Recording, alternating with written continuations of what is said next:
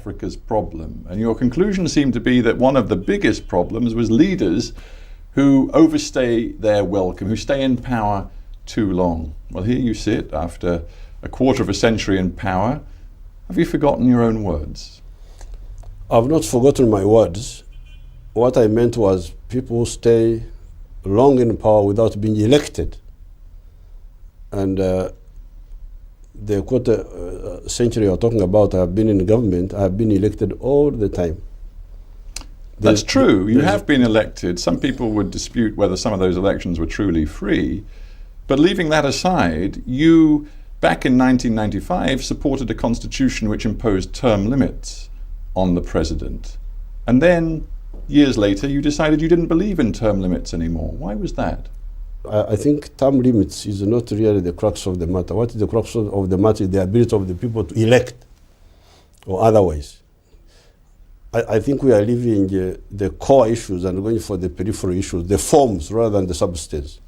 We'll get to the substance, but just one other thought on leaders in Africa who have stayed in power for an awful long time. Just off the top of my head, only you're in the top 5 now, but the list includes Mugabe in Zimbabwe, it includes Obiang in Equatorial Guinea, it includes Biya in Cameroon. I just wonder whether this is company that you are proud to keep. I keep the company of elected leaders. This is the company I keep, elected through competitive elections from the beginning. So that is the issue. But more important, you should ask the question of what does Africa need? Is it just change of leaders, or is it programs? The way forward in terms of socio-economic transformation. You really pose the issues wrongly. The issue that has crippled Africa has been which way to go, which formula to use. So the problem of Africa is not who, but what. Well, let's get to the what. Let's try to define what the Museveni strategy for Uganda has really amounted to. And let's start with politics, and let's start with notions of pluralism, democracy, multi-party democracy, and the right to dissent. If we look at what has happened in the last year in your country, and thinking particularly of your security forces' reaction to popular protests last year, in April of last year, it doesn't look as though you really do like dissent. Not at all. I have no problem with the dissent. And we had no problem with popular manifestations. The only contention was when you engage in a manifestation or a demonstration, you should respect the right of others. Kampala is still a crowded city. The infrastructure is, the roads are still narrow. Our argument with those groups was that if you want to demonstrate, agree with the police where to demonstrate and which routes to follow. That's all. Well, you say that's all, but these walk-to-work protests ended with your security forces killing 9 people, including a child, including 2 people shot in the back, including 2 people shot inside buildings. That doesn't sound like the workings of a real democracy. Those who killed people, like the one who killed a child, he has been arrested and he's being tried. Those are indisciplined people who abuse their authority, and he's facing charges, those particular people. There could be some accidental deaths which were not easy to pin down. Would you accept that it might be useful, given the very high temperature we see in Ugandan politics today, and we've talked a bit about the violence that's been on the streets, would it be useful, do you think, for you to indicate that you do not intend to run again in 2016? That is for my party to work on, not for television programs. But no, it's also for you to declare what your intentions are. Do you want to run again in 2016? I always work with my party. It is my party which will decide what we should do. Of course, with my input, but I don't come here on television to decide my party programs, my party to take party decisions on hard talk. Well, if you do want to, we'd be delighted to hear them. But if you don't want to, let's move on, because when we decide what to do, I will come back and well, we look forward to that, Mr. President. and use your services. But you've made it clear that you believe, the party makes key decisions. I would put it to you that your own party, the NRM, is increasingly unhappy with some of the things that are happening inside your own country, not least what's happening with the oil business and oil contracts. There is one key company, Western company, Tullow Oil, that has been in negotiation with your government for a long time about exploring major tracts of potential oil in the Lake Albert region. Now, the Parliament demanded suspension of the signing of any contracts until new laws had been passed to regulate the oil business in your country. You overrode the Parliament and signed the deal with Tullow anyway. Why did you do that? We have no problem with the resolutions of Parliament. They passed 10 resolutions. The government accepted 8, but did not accept 2 out of the 10. But they were rather crucial because it meant that you could go ahead and sign a deal which the Parliament had said should be suspended. The first of all, Parliament that time was operating on forged documents, which they presented in Parliament, which were forged.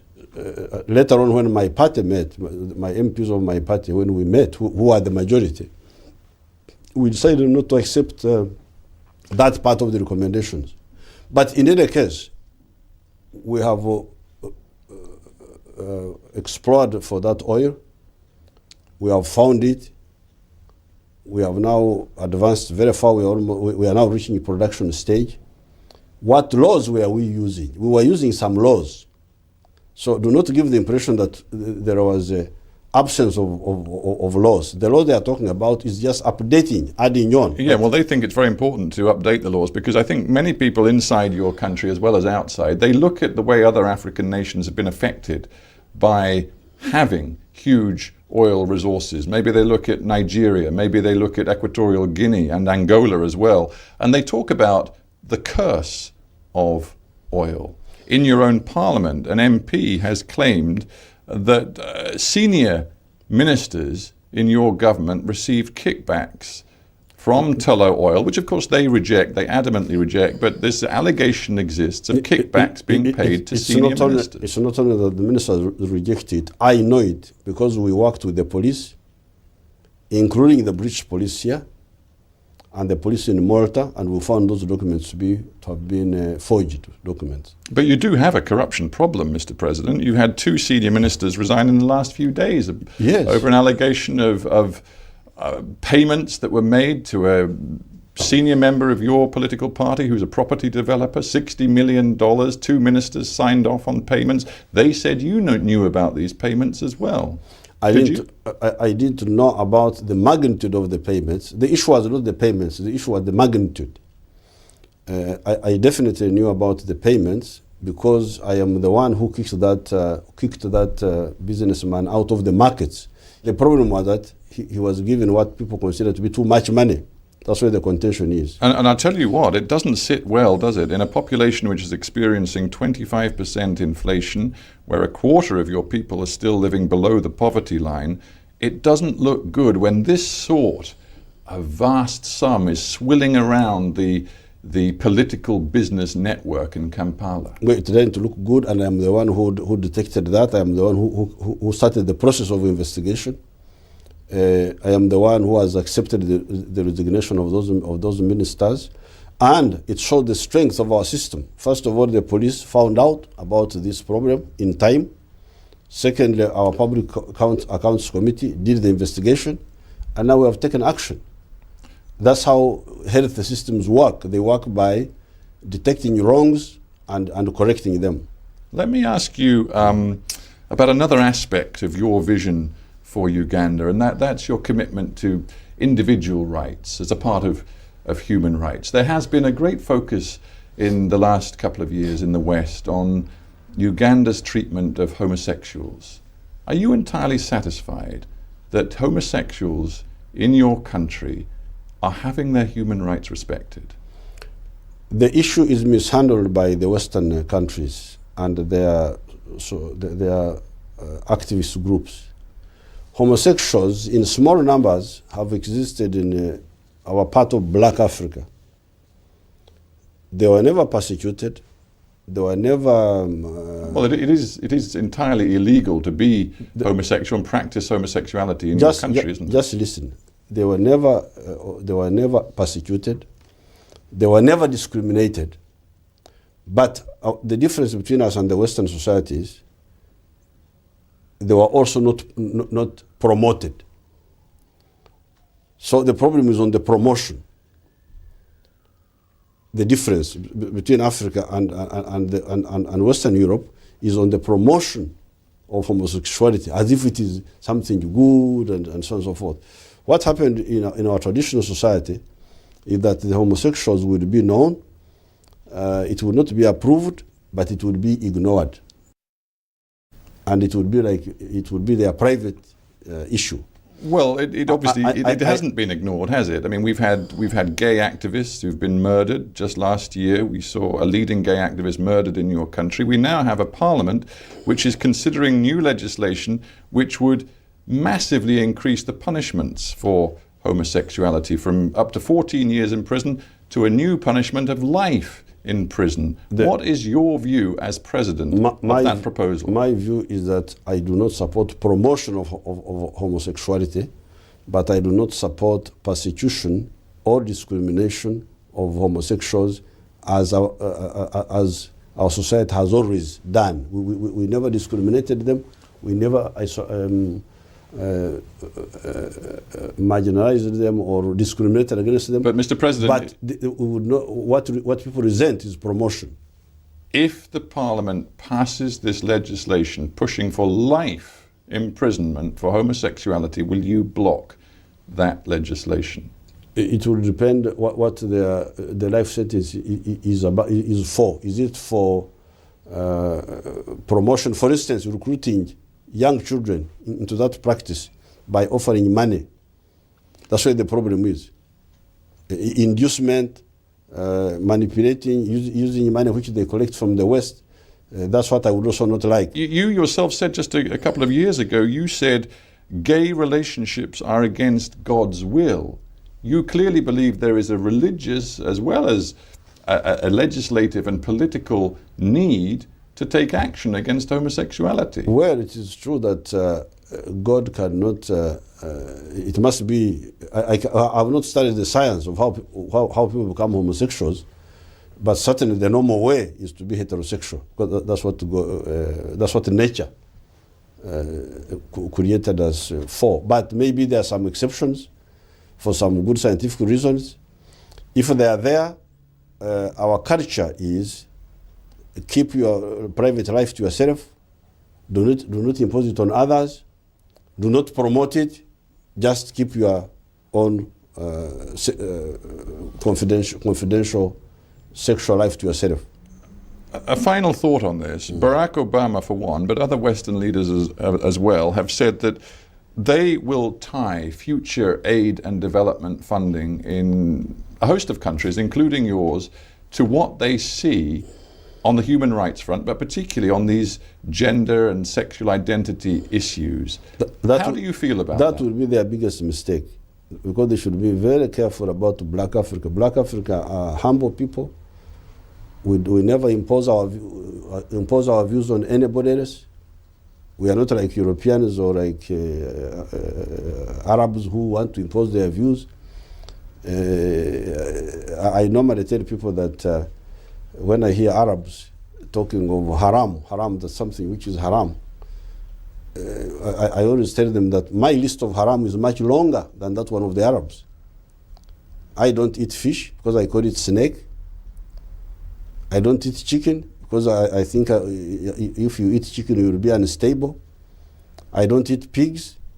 I don't eat very many of those things which you people eat. Even when I come here, I have a problem of what to eat. But I keep this to myself. This is the difference with the black people. Well, if you're determined to keep it to yourself, can I take it then that you will sack your Minister for Ethics, who just a few days ago took it upon himself to invade a meeting of gay human rights campaigners, closed down the meeting, forced them all out? Will you now sack him? Because he invaded their personal space. I would have to study what they were doing. You see what, this question, I have told you, homosexuality is not if it is personal, you are not discriminated, you are not persecuted. But when you induce young people, so it depends on what they were doing. Those homosexuals, what were they doing? You told me when I mentioned Barack Obama's position on this that you said, Western governments and leaders, they need to be careful. Let's just explore that idea a bit further. You said not so long ago, Western countries do not listen carefully. They are full of themselves. They think they know everything. Sounds like you are rather frustrated in your relations with what are supposed to be some of your closest partners in Western capitals. Well, they are our close partners, but they should avoid, like this one of saying, tying aid to promoting homosexuality. I can tell you many African people will not accept it. And it will be a very big mistake. Yeah, let's just talk then about what you are doing with the United States, for example. At the moment, I believe they have 100 military advisors working closely with your government. I know they've given you tens of millions of dollars of military assistance, all of it, I think, aimed to fight the Lord's Resistance Army, the insurgent group who've done so much damage, killed so many people in the north of your country. Is it your belief that with US assistance, even though the leader Joseph Kony is no longer in your country, that you can now, once and for all, destroy the Lord's Resistance Army? We defeated that group. That's why they fled very far from Uganda. They are now in Central African Republic and very, very far, about 1,000 miles away. So what are these military advisors for then? To help working with the US people and with those countries where the remnants of Kony's people are, to help those countries to stop Kony from killing and kidnapping. So I suppose my question is, are Ugandan forces going to go after Kony and his people, wherever they are? They're already doing it. So you're going to go into the Central African Republic? We are already there. Yeah, and you're going to take this to the very end. You think there is a military solution to this, do you? Oh yes. There is a military solution. It has already pacified the whole of Uganda. The whole of Southern Sudan is peaceful from Kony activities. He's only now in Central African Republic. We can hunt him there, and there are just a few remnants. They are much less than they used to be.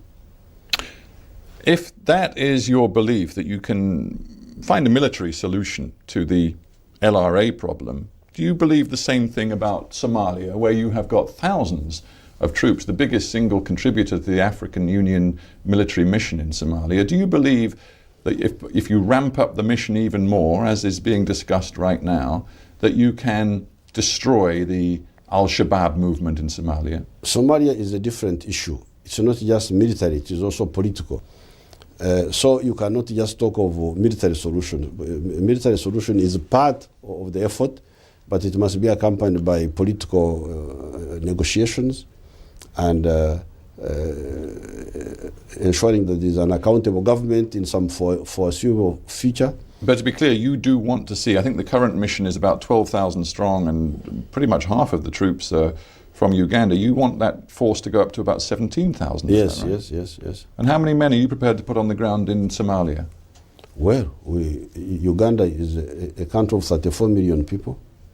So we are not short of people. We can mobilize any size of army to help our people. I just wonder if there is a danger here for Uganda. I think in 2010 you had a terrible incident on the streets of Kampala. A bomb went off, we believe planted by the Islamist militants from Somalia, killed more than 70 people. There is a danger, is there not, of Islamists, jihadis, looking at Uganda and seeing a target that they want to hit? Those jihadists are really non-African in their attitudes. I've told you about the attitude of the black people. I've told you how I have got my long list of haram, but I never impose it on anybody else. It is my private business. When you speak like this, Mr. President, it makes me feel that you don't want to see Islam in Africa. You seem to be suggesting to me that somehow Africa is not compatible with Islamic belief and thought. Not at all. Not at all. Because 30% of the people of Uganda are Muslims. Sure, and you can look around Africa. There are huge Muslim communities all over the continent. Many of the people in my party are Muslims. Muslims are my biggest supporters. But our Muslims do not engage in that type of chauvinism. They keep their views to themselves, their beliefs to themselves. So do the Christians, so do the traditional groups. That's how we live in harmony. I just wonder whether you look at your long rule and at your your beyond borders engagements with your military forces, at a long and extraordinarily costly engagement in the Democratic Republic of Congo from 98 to 2003, the forces that you've now got in Somalia, the forces you've got in Central African Republic fighting the LRA, whether you believe that in the end you've resorted too often to military solutions. No, you need to remember the history of Africa. Our brothers in Mozambique got their freedom because they were assisted by Tanzania, by Zambia. That's how they were able to defeat the Portuguese. We were able to defeat Idi Amin because we were assisted by Tanzania, by Zambia, by Mozambique. Africa has come this far because where we work together, we move forward.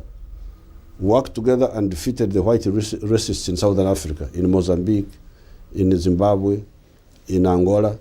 We defeated Idi Amin, and we are ready to work together to defeat these foreigners who are coming with these chauvinistic ideas from the Middle East to implant them in our continent. In our continent, we black people, we live and let live. We never try to impose our views on anybody else. Like this business of saying, I will not give you aid unless you change your position on homosexuals. And yet for us, we have got our own way of how we have dealt with homosexuals before we even came in contact with the Europeans. Why don't they let them handle it our way? Keep out. Absolutely. Before we end, then, before we end, Mr. President, a man you know well, George Kanyahamba, who's a former minister, I think he was a former Supreme Court Justice for you. He said not long ago, he said, if the Yoweri Museveni of 1986 were to meet the Yoweri Museveni of today, they would fight on sight. In fact, he said they would probably shoot each other. Is that true? No, it is the same Yoweri Museveni. He was for democracy and for socio-economic transformation. It's the same Yoweri Museveni, no change at all. Are you sure he's as convinced and as strictly sticking to his principles today as he was then? Absolutely, even more than that time, because I'm now more informed. I have got more facts, more exposure. I know how to run governments, which I didn't know very well at the beginning. I was just an idealist, but I know how to deal with the policy issues now. President Museveni, we have to end there, but thank you very much for being on Hard Talk.